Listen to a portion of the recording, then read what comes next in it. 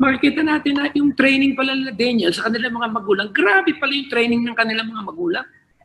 Kaya nung lumaki sila, talagang solid. Yung first 12 years pala, yan pala yung tamang training sa mga bata. At yung mga kaibigan niya na tatlong magkakaibigan, yung si Shadrach, Meshach, and Abednego, train din pala ng mga magulang nila yan, kaya hindi sila bumigay doon sa lugar na pinaglagyan sa kanila. Na yan pala yung ibig ng Panginoon, na magawa ng mga magulang, na magkaroon tayo ng dedication sa simulan natin muna sa loob ng ating tahanan, yung tinatawag na ministeryo ng pangkalusugan, or else, hindi magiging matibay yung tinatawag na pundasyon ng ating mga mahal sa buhay.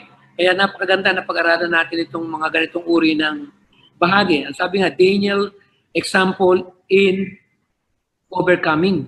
Sa page 154 ng Counsels on Diet and Food. Ang sabi pa, what if Daniel